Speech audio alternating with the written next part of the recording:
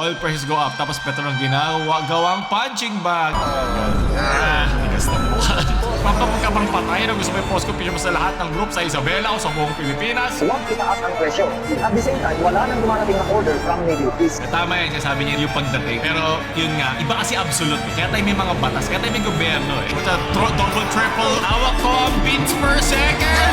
Kamusta yung mga cancer? Ako pa si Paolo. Ngayon dati ng mga memes ngayon linggo atin lang simulan. Gipas na ako. Hindi ko to naintindihan pero ito ba yun? Hawak ko ang beat na meme na trend. Di ba may mga maraming sumasayaw ngayon? Hindi ko to naintindihan pero yun siya. Yes. And hawak. Dapat yung kamay niya nasa kabila. Parang mali. Hawak niya ang beat the oil price hike. Sana mga matalo niya. Sana matalo natin ang pagtaas ng gas. Tuloy-tuloy pa din. Dadagdag pa yan. At kaya kailangan natin ng memes para makalimutan natin. At kung hindi man makalimutan ay madagdagan pa ating kaalaman sa mga nangyayari sa bansa at sa buong mundo. Hawak ko ang beat. AI ba yan? Ay, beat ka literal! Honda Beat! Pero wala i-beat yung ano eh, yung presyo para bumaba eh. Kudo sa'yo, kuya, pampalakas. Ang gains na lang na hinahanap ko. Ang gains na natitira sa aking wallet. Congratulations, Queen Ian Bark Kamangkang. Okay, that's a record holder for the highest number of head pitics in 26. Hawak ko ang beats per second! Oh!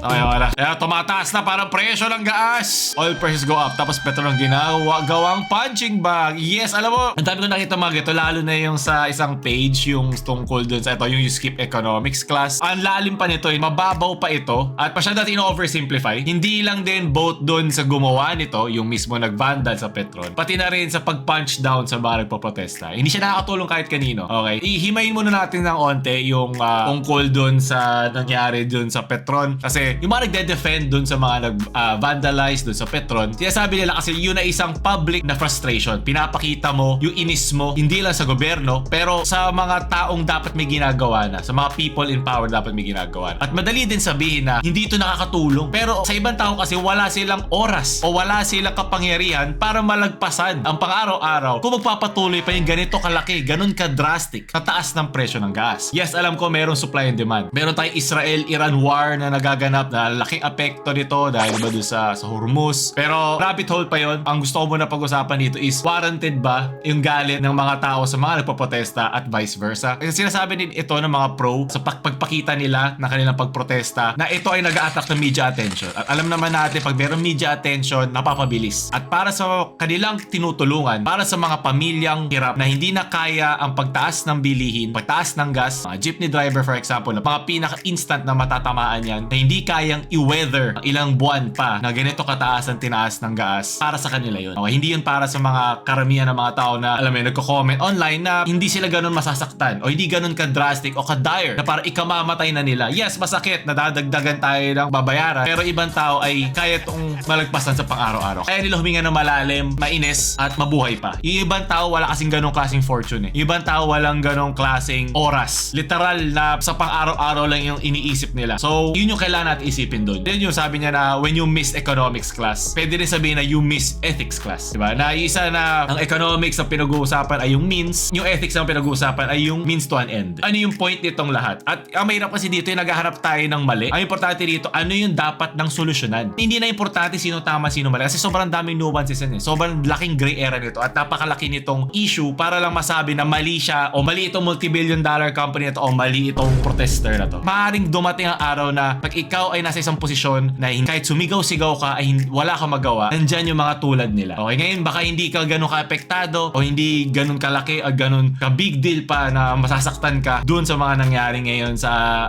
gas, sa pagtaas ng bilihin. Kaya pa natin to sabihin. Pero syempre, kaya iisipin yung mga taong mas nakabababa sa atin, mga nasa ilalim na mas nahihirapan at mas madaling maapektuhan ng mga ganitong klaseng bagay at mas nangangailangan ng tulong ng ating gobyerno at ng isa't isa, ng mga government officials. Syempre, yung mga pro din dito ay yung mga merong symbolic accountability. Syempre, ang Petron ay nasa top 3 ba, yung Shell at Caltex na pinakamalalaking direct sellers dito at meron din refinery ang Petron. Meron din sila 84% na lumaki ang kanilang kita. Noong 2024, billion, 15.6 billion ang kanilang kinita. So, ito naman, doon naman tayo sa kabilang side. Sa kabilang side naman, sinasabi na misplace yung blame. Totoo naman, kasi nandyan sila eh. At meron tayo, di ba, meron tayong mga excise tax, sa train law, meron tayong VAT, at yun yung kanilang sinusunod. Sinusunod lang nila yung demand demand nito sa global oil market. At kung ano man yung sabihin nila, automatic naman yun, nag-a-adjust agad lahat. At yun yung kanilang sinusundan. Ngayon, ang pinag-uusapan natin dito ay kung paano hindi ganun kalaki. Instead of kaya 50 pesos yung dagdag, baka magawa na 30 pesos lang. Baka pwede na matanggal yung mga nasa ibabaw nitong tax na ito. Na nasa ibabaw pa nito. Yes, hindi natin pwedeng pigilan or pwedeng malugi itong billion peso kumpanya na ito. Nababagsak yung kanilang kumpanya at lalo lang tayo mahihirapan pag sila hindi naging profitable na business. Ito yung purpose ng gobyerno. Ito yung pag-humanize ng mga batas para maging compromise. Na hindi malulugi yung mga kumpanya na nagpapasok ng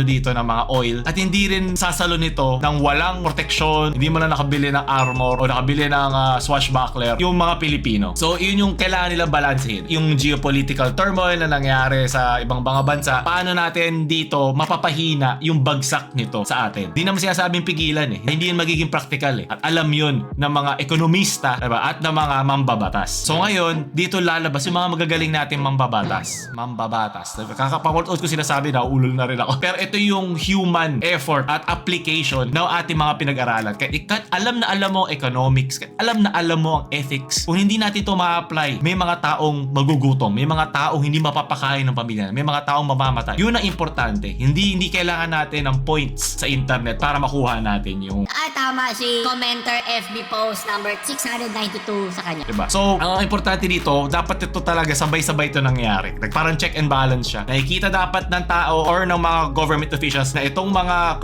release na ito ay naninira na ng gamit kasi kailangan nilang ipaglaban yung mga taong walang boses na literal wala nang pambili ng pagkain bukas dahil sobrang mahal ng gas at mamamasada na naman sila. Yun yung sobrang niche at pinoprotektahan nila. Kahit sabihin natin na sobrang misplaced yung anger nila, ba't kailangan pa nila sirain yung Petron or vandalize or may iba pa na pinuntahan nila. Kasi lahat naman hindi na naman Petron specifically. Lahat naman ng local oil, gas or diesel companies yung pinapatamaan nila nun eh. So, isipin mo, dito rin sa Pilipinas, Petron lang ang merong refinery. So, talagang sila ang unang-unang mapapansin ng tao. Kasi sila yung merong kapangyarihan. Sila yung merong bias eh. Siyempre, ang isang kumpanya, yung mga tao, nagiging nagiging doubtful din sila na baka nagiging opportunista sila sa mga nangyayari sa bansa. Diba? Kasi kung titignan nyo, ang stock ngayon ng Petron, taas. Tignan nyo tignan mo naman, 1 month ago, from 2.7 naging 3.5. Laki ng tinaas. Ito, from 6 months ago, 2.30 to 3.2. Diba? Ang laki ng tinaas niya. So, masasabi ba natin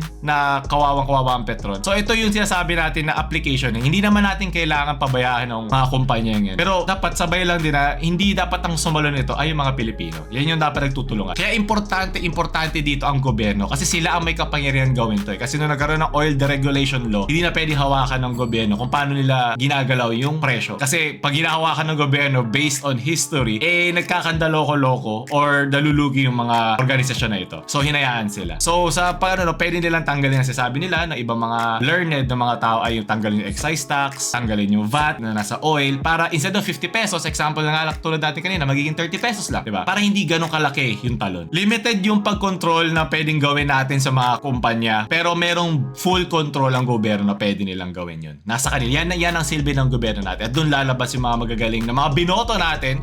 Yung importante nga na sana binoto natin ng tama. May mga monopolyo syempre yung mga kumpanyang yan dito sa Pilipinas na sa ganong klaseng kapangyarihan, gobyerno ang pwedeng tumapat sa kanila. At sino ba ang unang makakaramdam nito? Tayo. Yung mga nasa lower and middle class. Wala namang pakialam ang upper class dyan eh. Yung mga top 0.00%. Wala silang pakialam dyan dito pagtaas ng gas. Hindi nila mararamdaman yan. Parang normal na araw. Pupunta lang sila ulit sa ibang bansa. Walang problema yan. Diba nagtaas pa ang mga airfare? Wala sa kanila yan kasi may mga sarili silang jet. So, milyon-milyon kinikita nila. Hindi nila maramdaman. At dapat hindi nag-aaway-away ang middle class at ang lower class. Tayo-tayo lang din na magtutulungan. Tayo-tayo lang din ang mga ngailangan sa mga bagay na iyan. So, dito hindi ko masabi sino tama, sino mali sa totoo lang. Kasi parang kailangan sila both. Kailangan ito mga relista at kailangan din ma-check yung ginagawa ng mga relista. Kasi baka, alam mo yun, baka maging pa-woke lang. Gusto natin talaga may epekto. At yun yung pros and cons na nakita natin. Naisip ko nga dapat, kaysa tayo magtalo-talo, mga Pilipino, dapat nga pinag-uusapan natin dito si Trump eh. Siya nagsimula ng lahat na ito eh. Parang domino effect eh. Parang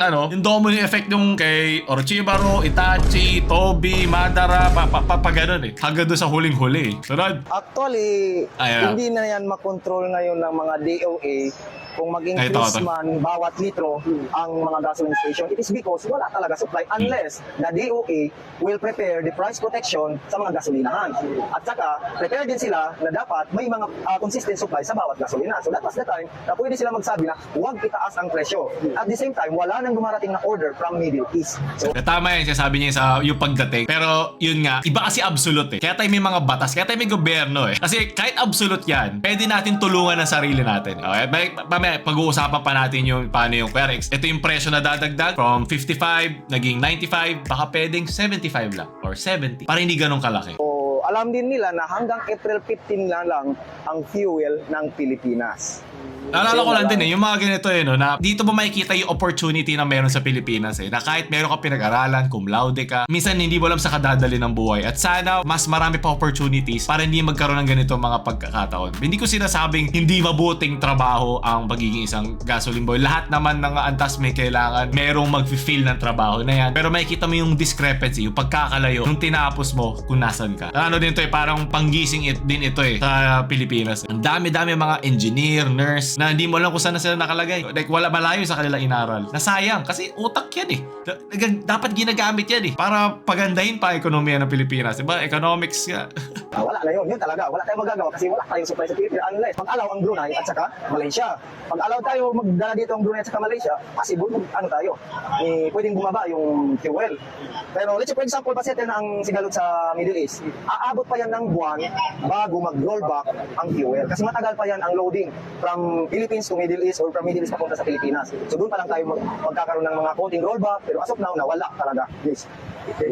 Siguro dito, reflection din na parang hindi ganun pakahanda yung Pilipinas na nangyari yun. Kasi dapat meron na tayong parang guardrails or parang safety na parang mag-click pa nagkaroon ng ganito Biglang nagtaasan di ba? Alam ko may mga geopolitical tayo na mga pinagdadaanan. Pero sana meron tayong parang prepared no? Kasi alam na parang gagana lang yung mga meron tayong systems in place ngayon kung maganda yung market kung maganda yung oil price market Pero kawawa tayo pag malala Pag may mga ganitong sakuna. Parang walang protection Kasi naalala ko lang doon yung pag kunyari meron kang binibili sa stocks. Meron mga tinatawag na stop limit. May mga limit buy na pipitik siya pag bumabagsak na yung presyo ng stock para yes, about na loss ka. Pero hindi ka laglag na laglag. Naalala ko lang yung mga ganon. So I think rin siya, maganda rin siyang parang pang wake up call sa Pilipinas. Kung magkano man na naman ng mga ganitong war o na maapektuhan yung mga presyo ng bilihin, gas, natural gas at kung ano pa kuryente. Diba? Kasi kailangan ngayon yun, lalo na ngayon sa AI, diba? Yun na yung next na sa AI boom, makakahabol ba yung mga energy sectors sa pag-provide ng kuryente sa kanila. Pero ibang usapin na naman yun. Pero sana maging wake up call ito para sa future hindi na tayo ganito mabibigla sa pagtaas ng mga bilihin or kung mabibigla man tayo, mabibigyan tayo ng gobyerno ng tapat na oras para makahinga. Lalo na sa mga tao walang panghinga. Like, wala silang oras para makabuelo. Literal lang nagtatrabaho at kumikita lang day to day. Yun yung mga kailangan natin. Hotdog! At may Zonrox. Kick chop. Yep, gusto ko lang sipain Gusto ko lang sipain si Trump nga dapat yung natin pinag-iinitan natin. Siya dapat siya nagsimula nito Pwede niyang padalain ang buhay ng lahat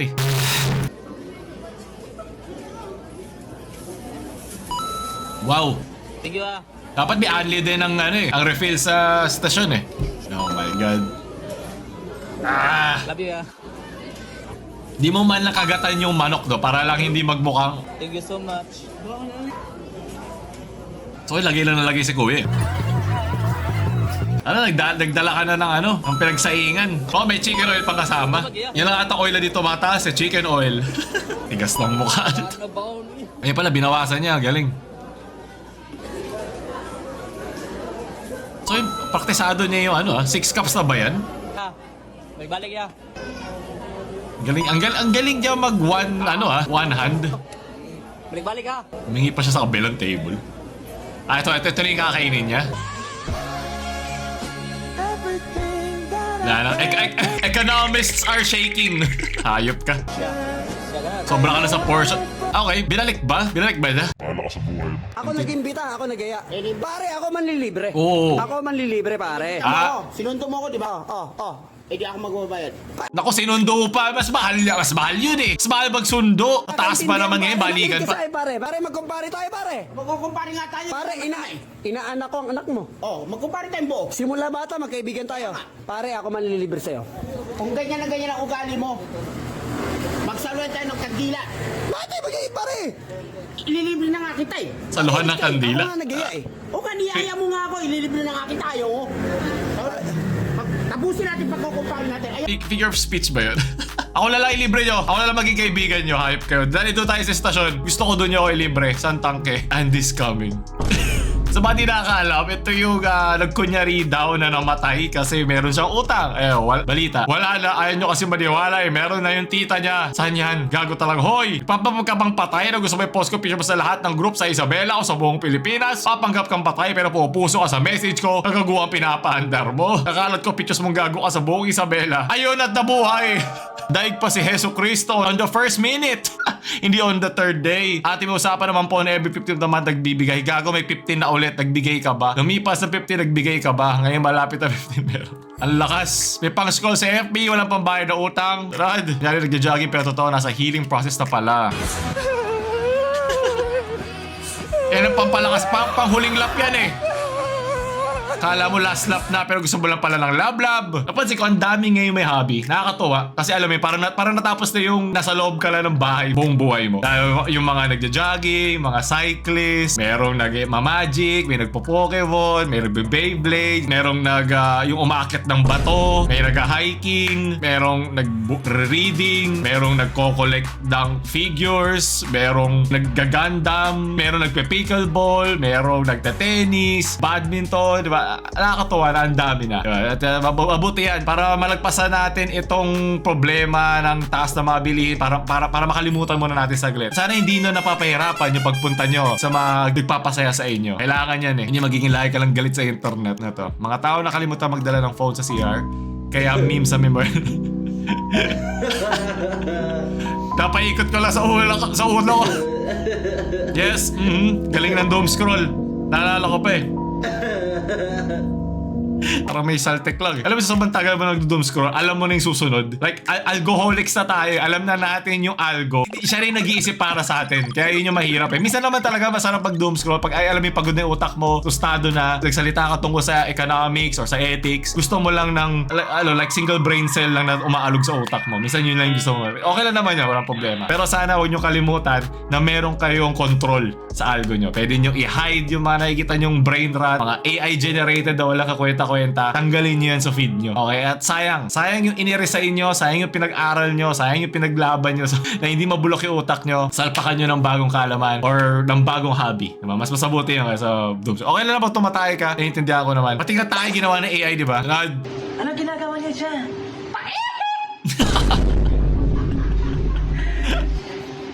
I love you. Gusto ka magmumunok. I love you, pare. Pare, I love you. Oh, I love you too. I mean, ano lang word of caution lang. Bawal mag-record sa loob ng CR. Okay? Hopefully, mga friends mo ito or naghingi ka ng permission. I'm sure humingi naman siya ng permiso para mag-upload. Kasi alam ko nadali si Dr. Disrespect dyan dati. Like, nag-record siya ng live stream sa loob ng parang CR. Ingat ka lang. Ayaw natin magbunok papunta ka. Pulungan eh. Tunad. Bugbog yung ginawa. Paano ba to? Nasuntok ko yung... Nasuntok mo ba yung naglalagay ng bagong presyo sa gas? Yung umaakit ng hagdan? Electric pan. Mamigla. Electric pan? Tayo ka nga muna. Kinakalaban electric pan. Kalabanin mo. Para get yung mga misplaced anger na nakikita ko sa internet. Ilabas mo yung galit mo sa merong katuturan, di ba? Sa may kapupunta. Nagalit ka ba sa electric pan kasi sinarahan ka na natutulog ka?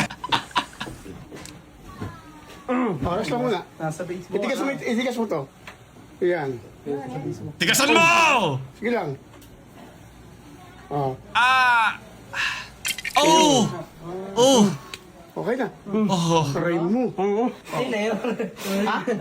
Gusto ko ng hug. Uwi na kayo. Wala magbayad. Tingin na hug. Aray mo. Palo ka pa, lumayas ka na dyan. Tunad. Lalaki nagbabasketball na bagsak ka ng ring. Ito na lang bumabagsak ngayon, no? Gusto ko gas. Yun, no? What's that? Double, triple. Oh, okay, buti na napigilan ko. Kapangyarihan namin na editor. Double, triple, doubling yun Gusto ko i-dunk mo yung sa gas. Ibagsak mo yan. Tunad. Kala ko ba nahihirapan na tayo? Ba't busog na busog pa yan? Magkano pa yan? Per kilo? May lamang bang yan? Diesel sa loob yan.